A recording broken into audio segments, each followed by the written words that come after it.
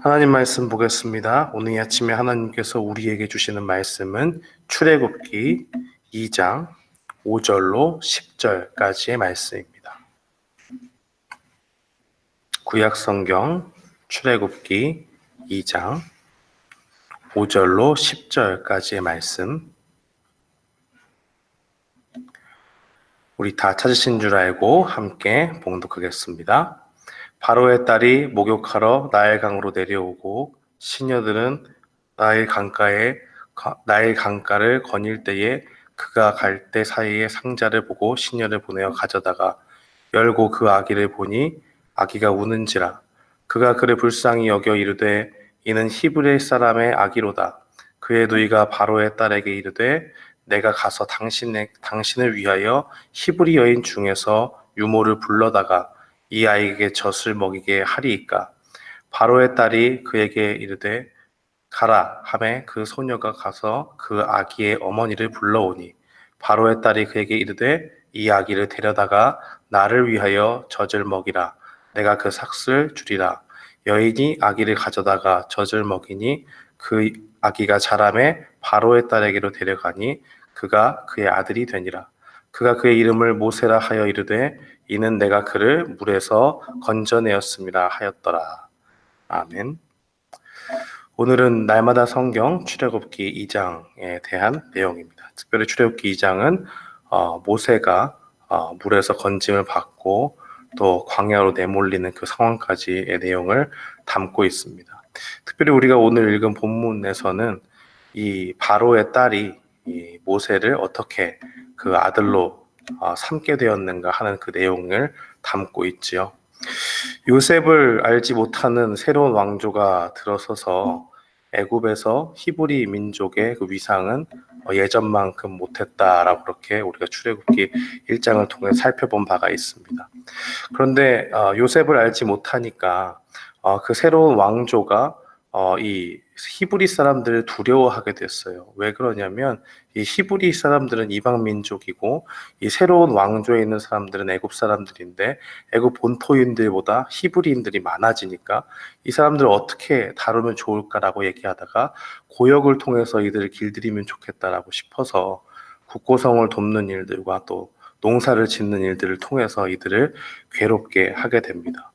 그러한 과정 가운데서 그래도 계속적으로 민족이 늘어나는 것을 보고 이 애굽 왕은 이야기하기를 히브리 38을 불러다가 아들을 낳으면 죽이고 딸을 낳으면 살려라라고 그렇게 이야기를 하죠. 그런데 그것도 마음대로 되지 않는 것이 히브리 38들이 하나님을 경외해서 그 아이들을 다 살립니다. 그러니까 애굽 왕이 가서 물어보죠. 도대체 왜 이렇게 하느냐라고 이야기하니까 여인들이 건강해서 우리가 가기 전에 벌써 해산하니까 우리가 뭐 어떻게 할 도리가 없습니다라고 이야기하니까 아예 애굽 왕이 온 백성에게 이야기하기를 이 아이가 낳으면은 남자면 다 죽이라고 그렇게 이야기를 하고 딸이면 다 살려라라고 그렇게 아주 강경한 그 정책을 펼치게 됩니다. 이러한 배경 속에서 오늘 출애굽기 2장이 시작되는 것이고요. 이 바로의 딸이 나일 강가에 목욕을 하러 갔을 때에 그때 그곳에 있던 것은 바로 아기 모세였습니다. 이 모세의 어머니는 이 아이를 잘 키우고 있다가 더 이상은 숨길 수가 없게 되자 나일 강에 이렇게 갈대 상자를 만들고 물이 스며들지 않게 역청을 발라가지고 아이를 그냥 그쪽에 잘 놔두죠. 그러고 있다가 이제 그 모세의 누이가 이렇게 먼 발치에서 그 아이가 어떻게 되는지, 자기 동생이 어떻게 되는지 궁금할 수 있잖아요. 그래서 살펴봅니다. 살펴보니까 그때 마침 이 바로의 딸이 나일 강가에 목욕을 하러 나오게 되죠. 이 가만히 내려와서 보니까 아이가 우는 소리가 납니다. 그래서 보니까 어떤 아기가 울고 있는데 누가 봐도 히브리 사람의 아기죠. 그러니까 그 바로의 딸이 이 아이를 불쌍히 여겨서 다 자기가 걷어들이는 모습을 보게 됩니다. 그리고 그 장면을 보니까 누이가 얼른 가서 그 바로의 딸에게 이르기를 내가 당신을 위해서 이 아이의 유모를 구해드리면 좋겠는데 어떻겠습니까? 라고 이야기하니까 그러면 네가 가서 유모를 구해와라. 그리고 그가 나오니 그 어머니를 부르죠. 그래서 이 모세의 어머니를 이 누이가 불러서 이 모세의 유모를 삼게 만들죠. 그리고 이 모세의 어머니가 그 바로의 딸에게 가니까 네가 나를 위해서 이 아이에게 젖을 먹이라 내가 삭슬 주겠다. 돈을 주고 너를 고용하겠다라고 그렇게 이야기를 합니다. 참 신기한 방법으로 모세는 그 어머니의 품에서 자랄 수 있게 되고 그래서 나중에 장성할 때까지 그 어머니의 돌봄을 받으면서 그렇게 살아갑니다. 그리고 이 아이의 이름을 물에서 건져냈다는 이름을 지어서 그 이 바로의 딸이 이름을 짓는데 모세라고 그렇게 이름을 짓게 되죠. 그것이 바로 오늘 본문의 내용이고 이 출애굽기 2장의 시작이 되는 내용입니다. 하나님의 역사는 참으로 신비합니다. 오늘 말씀을 살펴본 바와 같이 우리가 정말 알지 못하는 그러한 상황 가운데서 무력하다고 할 수 없다고 하는 상황 가운데서 하나님이 택하신 자를 선택하시고 그를 어떻게 하나님께서 인도하시는가 하는 것을 보게 되는 것이죠. 사실 이 모든 상황 가운데서 지금 이 히브리의 한 힘없는 여인이 낳은 이 아이의 목숨은 정말 파리 목숨과도 같은 것이죠. 누가 죽이더라도 이상하지 않고 아예 애굽 왕이 법령으로 정해서 이 죽일 수밖에 없던 그 상황 가운데 있는데 이 바로 왕이 죽이라고 했지만 그 딸이 직접적으로 이 모세를 그 구원하는 그러한 역사를 우리는 보게 되는 것이죠.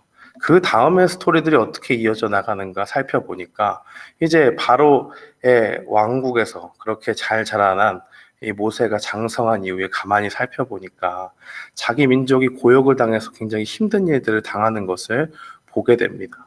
그러니까 이 히브리 사람이 괴롭힘을 당하는 것을 보고 주변을 살펴보니까 아무도 없는 것 같아요. 그래서 그를 괴롭히고 있는 그 애굽 사람을 때려서 죽이게 됩니다. 자신은 뭔가 영웅이 된 것처럼 그 자신의 민족을 위해서 큰 일을 했고 아무도 모르지만 내가 그를 구했다라고 그렇게 생각을 했는지 모르죠. 그런데 그 다음의 일들이 참 재밌습니다. 히브리인들이 서로 싸우는 것을 보고 모세가 가서 중재를 하려고 가니까 히브리 사람들이 이야기하죠. 누가 너를 우리의 판단관으로 세우고 누가 우리를 중재하게 너를 세운 사람이 누가 있느냐라고 이야기하면서 그 다음 말이 애굽 사람 죽인 것처럼 우리도 죽이려고 하느냐라고 이야기하니까 모세가 그만 깜짝 놀라게 되죠. 자신은 뭔가 영웅이 되어서 히브리 사람들에게 추앙을 받고 자신들을 괴롭게 하는 히브리 사람들을 괴롭게 하는 그 애굽 사람을 쳐서 죽였는데 그에 대한 화살이 자기에게 날라오는 것을 보게 되는 것이죠. 당시에 이 애굽에서는 사람을 죽인다고 하는 것은 왕자든 누구든 어떤 지위에 있든지 간에 그것은 허용되지 않는 일이었기 때문에 굉장히 중범죄로 취급이 됐습니다. 그래서 이것이 결코 나만 아는 일들이 아니고 이것의 혜택을 받아서 나를 조금 추앙해 줄 줄 알았던 그 히브리 민족도 나를 이것을 무기로 삼아서 나를 돌려 세우는구나라고 하는 것을 깨닫게 되자 얼른 그곳을 피하게 되죠. 그래서 이 한 왕국의 이 왕자였던 모세는 순식간에 이 광야로 도망가는 모습을 보게 됩니다. 그래서 그 광야 가운데서 한 제사장을 만나게 되죠. 그 제사장을 만나서 미디안 제사장 르우엘을 만나서 그의 딸 십보라와 결혼해서 가정을 꾸리게 됩니다. 그리고 나서 이 출애굽기 2장은 마지막 두 구절 23절과 25절은 이렇게 이야기를 합니다. 여러 해 후에 애굽 왕은 죽었고 이스라엘 자손은 고된 노동으로 말미암아 탄식을 부르짖으니 그 고된 노동으로 말미암아 부르짖는 소리가 하나님께 상달된지라. 하나님이 그들의 고통의 소리를 들으시고 하나님이 아브라함과 이삭과 야곱에게 세운 그 언약을 기억하사 하나님이 이스라엘 자손을 돌보셨고 하나님이 그들을 기억하셨더라라고 그렇게 이야기를 합니다. 하나님께서는 애초부터 모세를 통해서 이 민족을 구원할 계획을 가지고 계셨습니다. 그러나 모세가 자기가 가진 힘 가지고 자기가 왕자라는 그 지위와 직분을 이용해서 자기 힘으로 뭔가를 해보려고 했을 때 철저한 실패를 경험하게 만드시죠. 그리고 나서 광야로 내몰린 그 상황 가운데서 이방인의 객이 되었기 때문에 자기의 아들의 이름을 게르솜이라고 짓지 않습니까? 어떻게 보면 한 나라의 왕자로부터 최상층의 계급에서부터 모든 것을 다 누리고 살 수 있다고 생각했고 내 뜻대로 되는 것이 없다라고 생각했지만 이제는 그 모습이 굉장히 초라해져서 아무것도 할 수 없는 광야에서 방황하고 그렇게 떠돌 수밖에 없는 그런 유랑민의 한 사람으로 서 있는 모세가 등장하게 되고 그 이후에 하나님께서 그 이스라엘 백성을 구원하시겠다고 하는 그 일들을 기억하셨다라고 하는 모습을 보게 됩니다. 오늘 이 본문 말씀을 통해서 우리가 분명히 기억해야 할 것은 우리가 우리의 힘대로 했을 때 하나님의 구원을 이룰 수 있는 것이 아니라 하나님은 분명히 정하신 때가 있고 하나님의 그 신비한 방법으로 그의 일들을 이뤄나가신다는 것을 우리는 볼 수가 있습니다.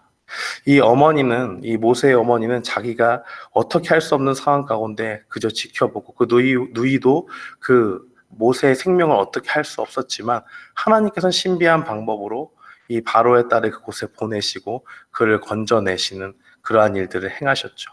그리고 그가 살인을 한 가운데서 쫓김을 당한 이후에도 오늘 본문에 나와 있지 않지만 그 이후의 일들이 이 모세를 통해서 어떻게 될 것을 이 출애굽기 2장 23절로 25절 말씀을 통해서 우리에게 보여주고 있습니다. 그 이스라엘 백성들이 고역을 당하고 부르짖을 때에 이 모세를 통해서 하나님께서 그 이스라엘 백성들 다시 돌이킬 것을 예고하고 있는 것이죠. 사랑하는 성도 여러분, 오늘 말씀을 우리가 분명히 기억해야 될 필요가 있습니다. 무엇을 기억해야 되느냐? 모세의 어머니는 모세를 위해 갈대 상자를 만들었지만 그의 생명을 확실히 보장할 수는 없었습니다. 그러나 하나님이 이 핍박 가운데 있던 이 히브리 사람들 중에서 모세를 건져내시고 이 사람을 통해서 하나님의 크신 일들을 하기를 원하셨다라는 것을 보게 됩니다. 하나님께서는 이스라엘 백성의 그 상황들을 외면치 않으셨습니다. 오히려 그들이 내쫓고 그들이 몰아세운 이 모세를 통해서 하나님께서 그 구원의 계획들을 이스라엘 가운데 펼치시기를 원했다는 것이죠. 그래서 우리가 분명히 기억해야 될 것은 하나님은 기이한 그 크신 일들을 우리의 생각을 넘어서 일하신다는 것을 분명히 기억해야 됩니다. 오늘 이 말씀을 기억하면서 우리가 이 땅을 살아갈 때에 우리가 이해하지 못하는 것들, 우리가 할 수 없는 것들, 그 가운데서 신비한 일들로 방법으로 또 그렇게 일하시는 그 하나님 바라보면서 오늘 하루도 주님께 의지하며 나아가는 우리 모두가 되기를 주님의 이름으로 축원합니다. 아멘.